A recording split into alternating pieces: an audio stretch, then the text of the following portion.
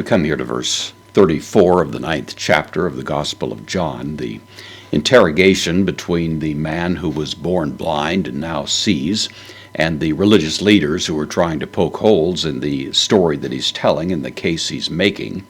That conversation is becoming increasingly tense, and of course we've just seen this blind man, now seeing, basically sallying forth into the world of theology and making the point that it's commonly known that if a person can do the kinds of things that this Jesus of Nazareth has done, then that must argue that the imprimatur of God is upon him. Otherwise, he would not be able to do anything. Well, that's about as much as these religious leaders can take, and they more or less uncork at this point, reacting to him with these very harsh words. This is apokrythesan.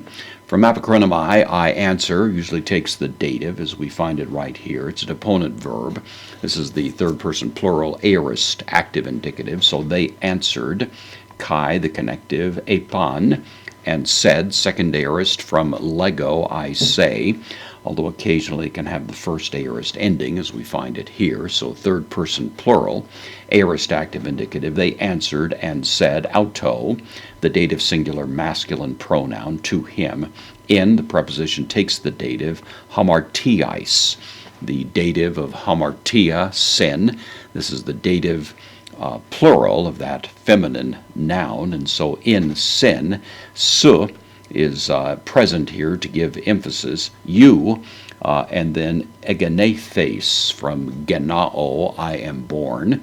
This is the second person singular aorist passive indicative, you were born. So in sin, you, emphasis on you, were born, and then holos.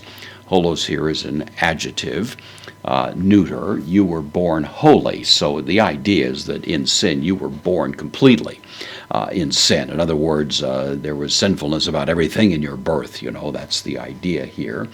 Could be that the religious leaders are actually reflecting the very premise of the question that the disciples had put to Jesus sometime earlier with respect to this very man. Who sinned, this man or his parents, that he was born in this condition? Of course, Jesus corrected the premise of the question and then proceeded to perform the miracle. But these religious leaders seem to have the same idea in their heads. You were born holy in sin. That's why this catastrophe befell you in the first place. And then they ask this rhetorical and rather sneering question, kai, again the connective su, and a presence once again is to add additional emphasis, and you, didaskes, from didasko, I teach, second person singular, present active indicative, and you teach hemas. This is the first person plural accusative, so and you teach us, the question mark there at the end. This is something like you presume to teach us or you dare to teach us. There's a kind of incredulous response that is implied in this. You're completely sinful and yet you think you can teach us anything. And of course the implication of all of this is these men view themselves as being considerably better, considerably more superior than this man is, of course. Kai, the connective, exebalon. This is from ekbalo, to cast out.